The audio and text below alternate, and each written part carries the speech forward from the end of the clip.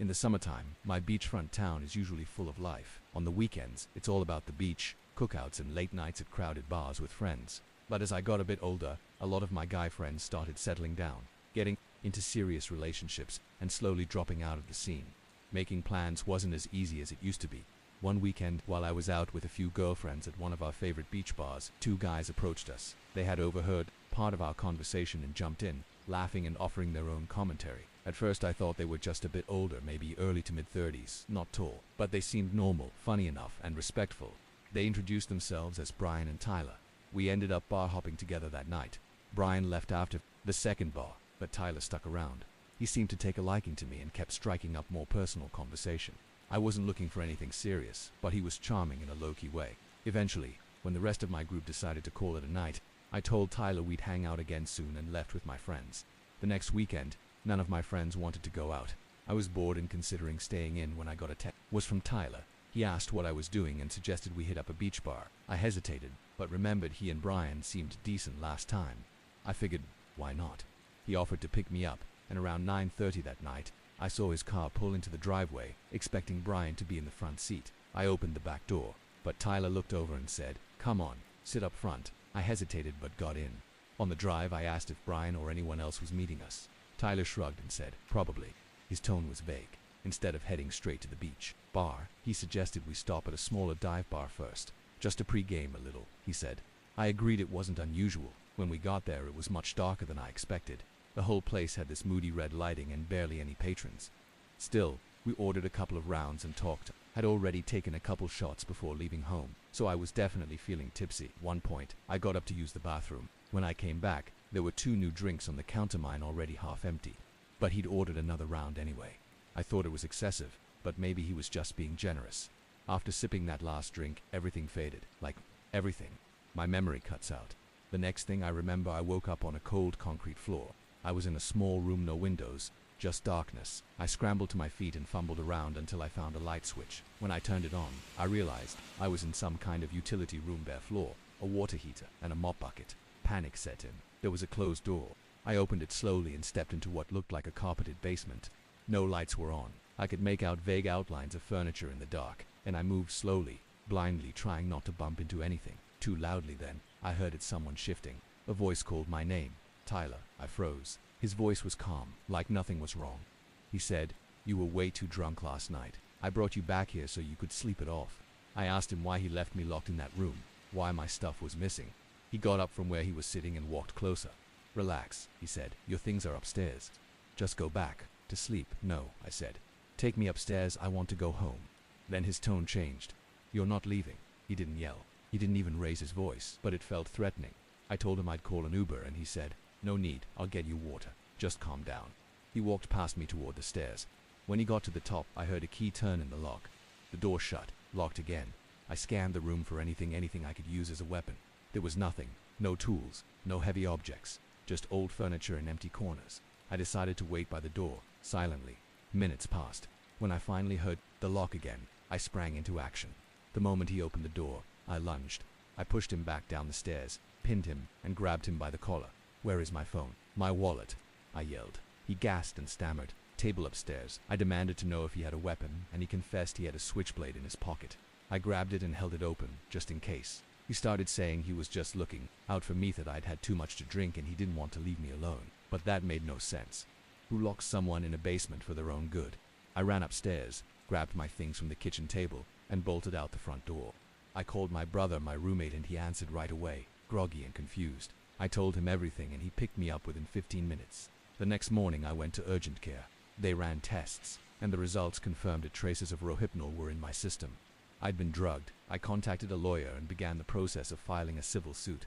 Unfortunately, there's no camera footage, no witnesses, and no direct evidence that Tyler spiked my drink. But his behavior, locking me up, hiding my things, and how he tried to gaslight me afterward makes it obvious what was going on to this day. I don't know what else might have happened while I was unconscious, and I try not to dwell on it, but I'll never forget the fear. That room, that voice calling my name in the dark.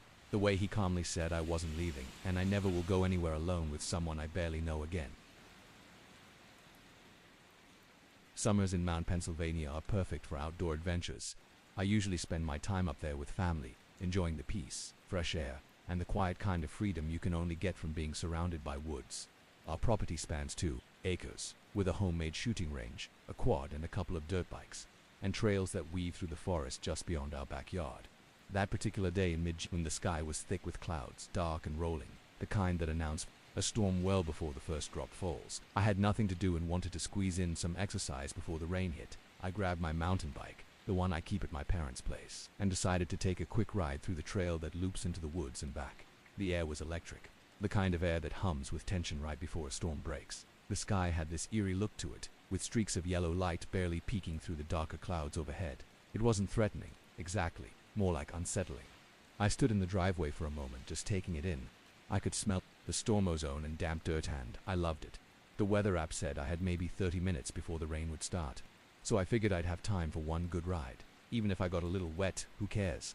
I set off, pedaling through the back trail and into the woods, where the trees rise like sentries and the world gets quieter. Much of the path going in is uphill, but I didn't mind. The real treat is always the ride back, downhill and fast. The trail snakes through the forest, with twists that challenge you and bursts of open space that make you feel weightless. Eventually, I made it to my usual resting point, an opening in the woods where the trees parked just enough to show the sky. I hopped off, breathing hard, my legs burning. I pulled out my phone, scrolled through a few texts, and then just stood there for a moment to take in the stillness.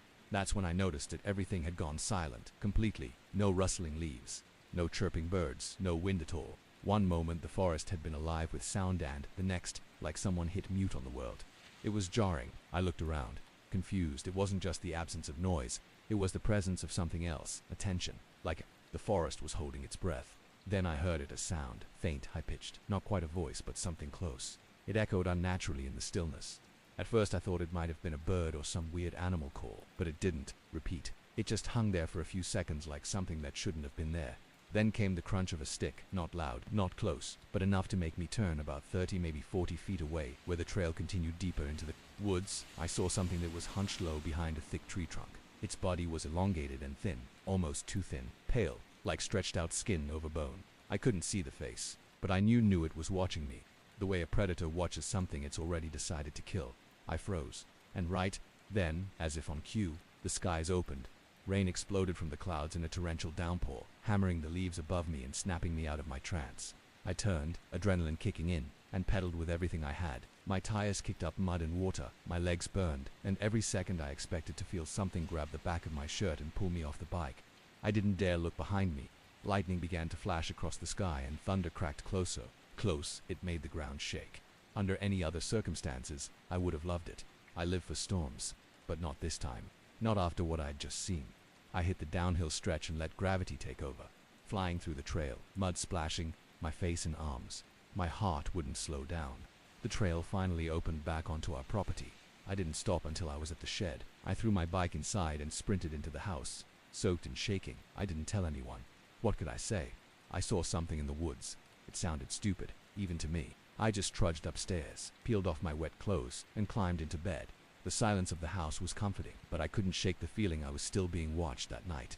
I had a nightmare in it. I was back in that clearing, but it was darker. The trees weren't trees anymore. They were twisted and wrong. And there, standing among them, was that figure again. This time I could see its face. Its eyes were too big. Its mouth was slightly open, like it couldn't figure out how to close it. It didn't walk, it floated toward me, silent and unnatural. I woke up gasping, my sheets tangled around my legs, sweat clinging to my skin despite the air conditioning. I stayed awake the rest of the night with the lights on. Whatever I saw in those woods wasn't human, and I haven't ridden that trail since. Every summer my parents head down to our vacation home in Savannah, Georgia for a few weeks. That leaves me alone at our main house on the canal, which I never minded.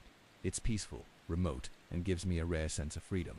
With our two lazy cats as my only roommates and the whole place to myself, I had time to relax, catch up on shows, and have friends over, just no wild parties. Per my parents' once standing rule, our home isn't anything massive, but it's situated in a beautiful, private corner of the canal. My dad is obsessed with his boats. He's got a sleek Boston Whale and a pair of jet skis docked behind the house. Across the canal lies thick marshland, and beyond that, a city-owned park that's usually empty by sunset, because of how tucked away we are. There's hardly ever any boat traffic or random visitors. It's the kind of place you'd think was perfect for getting away from it all. One Friday night, I invited over the girl I'd been seeing for a little while. Let's call her Jane. We hung out in the backyard, cracked open a few drinks, and eventually ended up relaxing in the hot tub.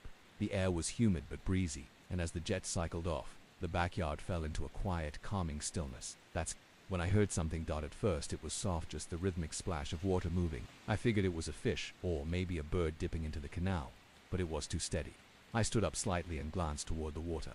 Sure enough, there was someone kayaking past the yard.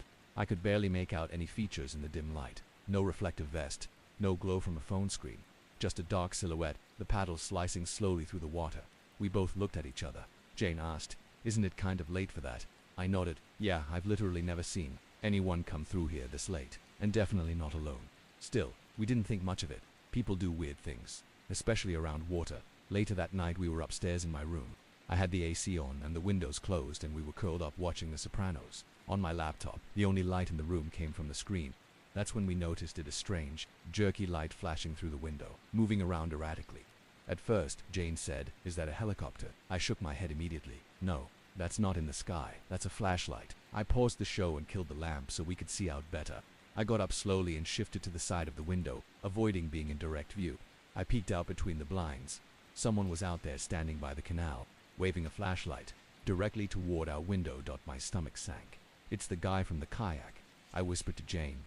She got up and joined me. "What is he doing? Why is he pointing it at your room specifically?" I figured maybe he'd seen the glow from the TV through the window earlier, but now it felt deliberate. Still trying to stay calm, I opened the window just a crack and called out, "Hey, what do you want?" A weak, trembling male voice responded, "Please, I need help." "What's wrong? Are you hurt?" "I'm injured. I can't get out of the kayak." I looked at Jane. She hesitated, then said, "You should go check. He could be really hurt." I nodded, though something about it didn't sit right. Still, I didn't want to ignore someone in trouble. I closed the window, grabbed a t-shirt, and told Jane to stay upstairs. She was barely dressed, so I didn't expect her to follow me.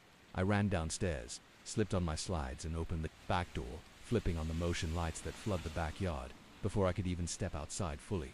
Jane screamed from upstairs, screamed my name so loud it shot through me like lightning. I spun around in a panic and caught movement out of the corner of my eye. There was a man sprinting toward me from the edge of the canal. I slammed the door just in time. His body hit it hard, boom, and I heard him twisting the knob violently, trying to get in. The force of his hit rattled the entire frame. I didn't stop to think. I yanked the knife block from the kitchen counter and ran back upstairs, still clutching it. Jane met me at the door, pale and shaking. "I saw him the second you turned on the light," she said. "He was hiding by the kayak. He wasn't limping, he wasn't injured. He was just crouched there watching." We locked the bedroom door and sat there with knives, shaking and whispering about what to do. I called my dad first, which in hindsight was dumb. He didn't even let me finish before saying, "Hang up and call the police." Now, I did. When the police arrived, they swept the yard and checked the surrounding area. A couple of neighbors reported seeing or hearing nothing unusual, but the kayak was gone.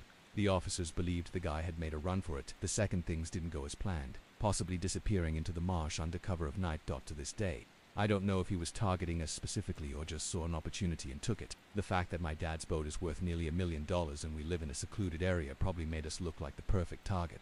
Maybe he'd been watching the house for a while. Maybe he knew my parents were away. The scariest part, if Jane hadn't been there, if she hadn't screamed when she didn't die, might not have made it back inside in time. Sometimes, I wonder what he was planning to do, and then I try not to. Summer is, without a doubt, my favorite season. That's a hill I'll die on any day of the week. But my love for the season has little to do with the typical beach parties or booze-fueled nights. For me, it's about nature, the warmth, the freedom, the long days that bleed into soft, echoing nights under the stars. A few summers ago, I was around 17 or 18. There's a nature preserve near my hometown, and when I say preserve, I mean it's almost 1,000 acres of thick, winding forest, hills, trails, and long-forgotten paths. To this day, I doubt I've explored even half of it. That summer, two of my closest friends, Chuck and Jackson, and I decided to do something different. Camp deep in the preserve overnight. Technically, it was illegal, but the idea of venturing into forbidden territory only made it more thrilling. We figured if we hiked far enough in, nobody would ever find us. Chuck was the outdoorsy one. He practically cosplayed as a Boy Scout. The guy could pitch a tent blindfolded and probably knew every knot known to mankind. Jackson, on the other hand, was the party guy. If there wasn't alcohol involved, he wasn't interested. We loaded up Jackson's car with supplies one perfect June evening. The air was warm but breezy, and I remember the way the wind carried the scent of summer through the trees as we set off. By the time we reached the edge of the preserve, The sun had already dipped below the horizon. We cracked a few beers before we started the hike, and by the time we were lugging our gear through the thick woods around 11:30 p.m., the buzz had started to hit. Chuck led the way with this monster flashlight that could probably cut through fog. We moved deeper and deeper into the preserve, pushing past overgrowth and branches that clawed at our shirts. Despite the booze and the company, there was something eerie about the darkness between the trees. It felt heavier than usual. Eventually, we came upon a small clearing flat, open, quiet. It was the perfect spot. We pitched the tent, set up chairs, and got a fire going. The beer flowed freely as Jackson hooked up his speaker and played music softly under the stars. We talked and laughed for at least 2 hours. Jackson, drunk and swaying, started gathering the empty cans. Chuck leaned back in his chair, his eyes half closed from the firelight and alcohol. That's when it happened. A piercing whistle tore through the silence, sharp, deliberate, and so loud it made me jolt out of my seat. It was unnatural. Not an animal, not the wind. It sounded human but far off, like it echoed through miles of trees. The music cut off instantly. Jackson killed the speaker, and the three of us sat frozen. We stared at each other in complete silence. The forest had gone quiet, too quiet. No crickets, no rustling, not even wind. "I don't like this," Chuck said finally, barely above a whisper. "We should leave." But Jackson and I weren't so sure. Whoever made that sound, might already know we were here.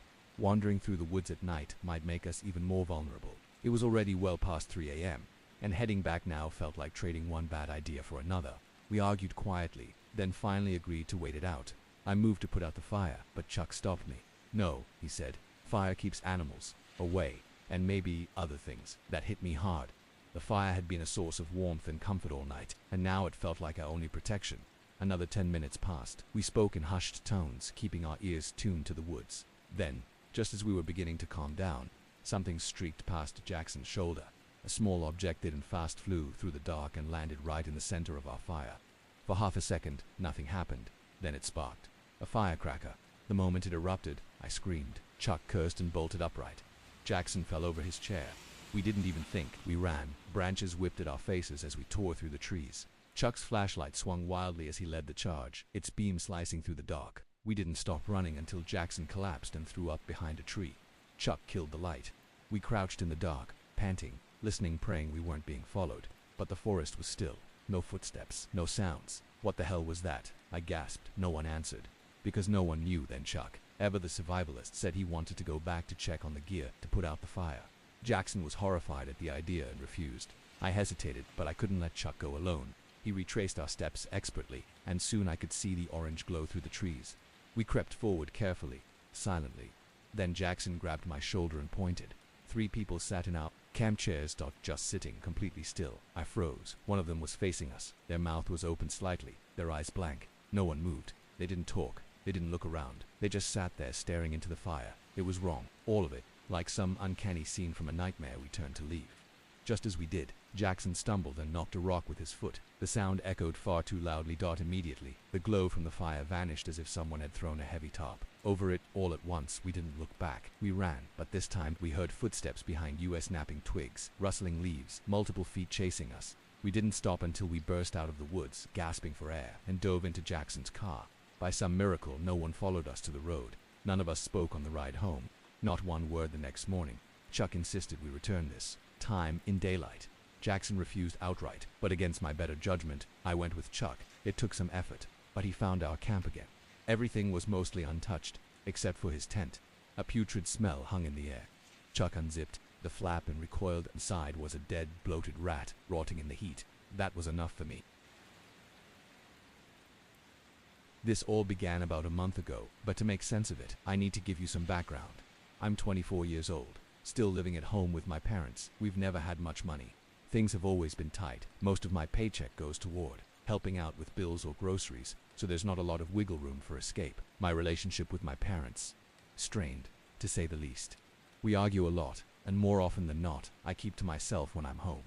Fitness has always been my escape. When I'm running, lifting, or sweating it out on the pull-up bar, the world goes quiet. It's the one place where my thoughts don't eat me alive. A public park about 10 minutes away has a small calisthenic setup, bars for pull-ups, dips, that kind of thing.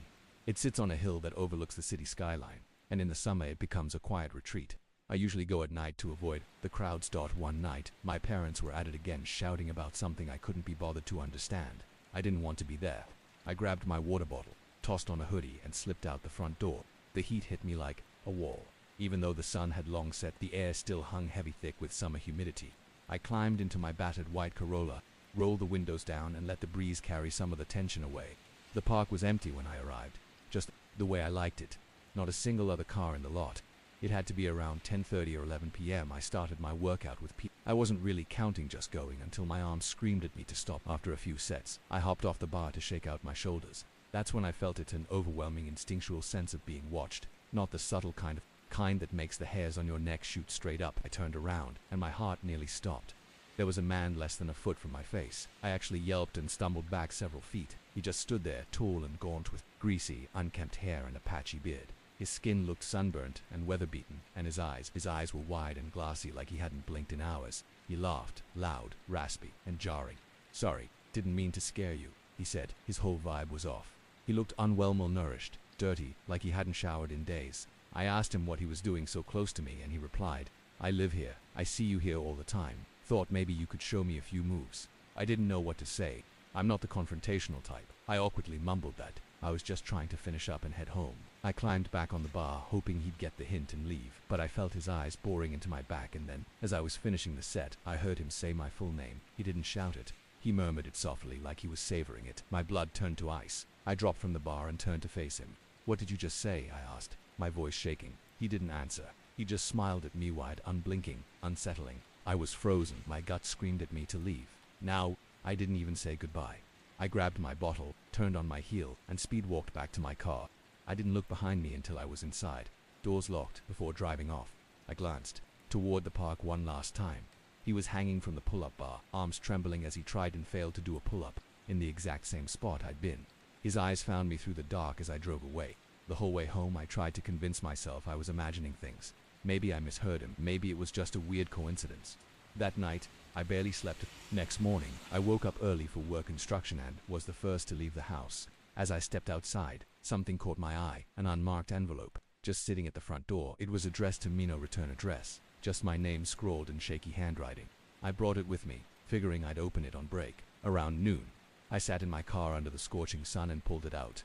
Inside were 10 printed photographs, all of me, one of me getting into my car, one of me at work, lifting lumber over my shoulder, one of me doing pull-ups at the park. The photos were taken from a distance, but they were undeniably me. Then came the worst ones, a shot of my house at night, and finally a photo of me sleeping. Taken from outside my bedroom window, I dropped the envelope, sandwich forgotten. My hands trembled as I stared at the last photo, nausea rolling through me. I couldn't breathe. I snapped pictures of the photos with my phone and drove straight to the police station. I gave them everything: the envelope, the prints, my story. I described a man from the park in detail. They said they'd look into it and open a stalking investigation. I told my parents too. For once, they didn't argue. They were scared, genuinely scared. It was the first time in a long while I felt like they actually saw me as something more than just another person living under the roof. But things got worse. 2 nights later, around 3 a.m., I was jolted awake by soft, persistent knocking at the front door. I didn't answer. Another time, I found a sticky note on my car windshield, a hand-drawn heart in Sharpie. No words. It felt worse than if he'd written something explicit. It was personal. It was quiet. It was intimate in the most terrifying way. I went back to the police. They documented it all, added it to the case, and told me to stay alert. But there hasn't been much progress. No new updates. No leads. I barely sleep now. I keep my bedroom window locked, blinds drawn. I sleep with a bat next to my bed and check the locks twice before lying down. My parents have started looking for a new place to live. But money is tight, and moving is a slow process, until something changes. I'm just trying to hold it together. I still don't know how he knew my name or why he chose me, but I can feel it. He's still out there watching, waiting. This happened to me last summer when I was 22. At the time, I wasn't exactly a social butterfly. In fact, I rarely left my house unless my more outgoing and often reckless friends managed to drag me out. That night was one of those rare occasions. My friend Philip had messaged me out of the blue, inviting me to a house party happening in a town a few miles over. It was spontaneous and not really my thing, but I figured why not. I didn't have plans, and honestly, anything sounded better than another night alone scrolling on my phone in silence. We were supposed to meet up, but Philip lived on the other side of town, so we agreed to drive separately. He sent me the address, and I headed out. Just as I turned onto the street, my phone buzzed. Philip had bailed. No explanation, just a casual, "Yo, I'm not gonna make it, bro." I wanted to throw my phone out the window. I had just driven all the way here, and now I was left alone, parked awkwardly outside a stranger's house in a neighborhood I didn't know. I considered turning around, but the idea of going home felt more pathetic than walking into a party solo, so I took a deep breath, stepped out of the car, and made my way to the front door. The guy who answered introduced himself as Randy. The host, he greeted me with the kind of warmth you don't expect from someone who just opened the door to a random stranger. He was chill, laid back, not the fake party bro type. He walked me in, introduced me around, and to my surprise, everyone was incredibly welcoming. There were even a couple of girls I caught smiling at me. I started to loosen up the drinks, started flowing, and before long, I was right in the middle of the party scene, laughing, talking, and sipping on something way too strong. The night blurred on. Sometime around 2 a.m. the crowd was still going strong, but I wasn't. I felt nauseous, dizzy. The booze was catching up fast. I needed to get away from the noise. I slipped upstairs in search of a bathroom. Every one I tried was either locked or occupied. The house was way bigger than it looked from the outside, with winding hallways and narrow corridors that only made me dizzier. I climbed up another flight of stairs and found a door that looked like it led to an attic or storage space. Desperate for air, I pushed it open. It was dark and dusty, the kind of room where you expect to find old boxes and forgotten holiday decorations. I stumbled forward, feeling around for a light switch. No luck, but there was a small window in the far corner. I pushed it open and leaned out, letting the cool night air hit my face. For a minute, I considered throwing up onto the roof, but the breeze helped calm my stomach. The contrast between the chaos inside and the peaceful darkness outside was surreal. I stayed like that for a while, head hanging out the window, soaking in the quiet, and then I heard its soft footsteps. On the roof, I paused, listening. There it was again, the unmistakable crunch of feet stepping on shingles. My heart skipped. Who the hell would be on the roof? Fueled by a mix of curiosity and alcohol, I did something completely stupid. I climbed out of the window. It was probably the dumbest thing I've ever done, but in that moment, it felt like something I had to see for myself. The moon was bright, enough to cast long shadows, and in the pale light, I saw two figures creeping across the roof, both wearing dark clothes and face coverings. One of them had a bag slung over his shoulder. It hit me all at once. Randy's house was being robbed. I froze, unsure whether to shout or stay quiet. What if they were armed? That's when I slipped. My foot scraped a shingle, sending a loud scrape echoing into the night. One of the men whipped his head in my direction. Our eyes locked, and in that second I knew they saw me. He nudged the other, and they started moving fast. Adrenaline kicked in. I scrambled backward, but something inside me hesitated. Randy had been kind to me, and I wasn't going to just let his house get cleaned out while he partied downstairs, so I followed them quietly. They were heading toward a lower section of the roof, likely looking to climb down unnoticed. I reached into my pocket to call 911, but my fingers fumbled and the phone slipped. It bounced once and skidded down the roof, clattering loudly. "Who's there?" One of them hissed. Panicked, I grabbed the nearest thing I could, a loose shingle, and hurled it at them. It missed, but the sound startled them. One of them lost his footing and crashed down the side of the roof, landing hard near the side gate with a loud thud. The second burglar, seeing his partner fall, made a break for it, leaping into a nearby tree and disappearing into the darkness. I stood there for a second, stunned, before hearing sirens in the distance. Someone else must have called the cops. I ducked back through the attic window and made my way downstairs, trying to act like nothing had happened. The party was still in full swing. Music thumping, people laughing. I found Randy near the kitchen. "You need to call the cops," I said. "Your house was being robbed." One of them fell off the roof. Randy's smile vanished. He rushed for his phone and started dialing. The mood of the party changed instantly as word spread. The police showed up minutes later, responding to what they thought was just a noise complaint, but I led them straight to the injured burglar still groaning in the bushes. He was arrested on the spot. His partner got away. The party ended shortly after. Randy thanked me a dozen times, even as I struggled to stand straight. I may have been a little drunk, but I felt like I'd done something that mattered. I figured that would be the end of it. A few months later, though, I was at Philip's house playing video games when he got a call. It was Randy, inviting us over for drinks. I didn't know they were even close. When I pulled up to Randy's house, the first thing I noticed was how different it looked. The front door and every visible window had been replaced. The old white frames were now gray, reinforced, and much heavier. I hadn't imagined it. We headed down to the basement to hang out. While we played pool, Randy brought up the break-in again. He thanked me again, but what he said next caught me off guard. Turns out, the guy who was caught refused to talk. He wouldn't give up his partner's name, and the second burglar had vanished without a trace. Worse, Randy's family had started receiving threats, letters with no return address. Some of them included photos of Randy, his mom, his sister. A month after the arrest, his mother saw a strange car circling the block around 1 a.m. Then his dad started noticing odd things in the backyard. Tools moved, patio chairs out of place. Randy's dad eventually installed a full security system and reinforced every entry point in the house. That night, as we finished our beers, I couldn't stop thinking about how close I had come to something much darker. All I did was climb onto a roof. And now, all these months later, that night still echoes in my mind. Summer's coming again, and something tells me this story isn't quite over yet.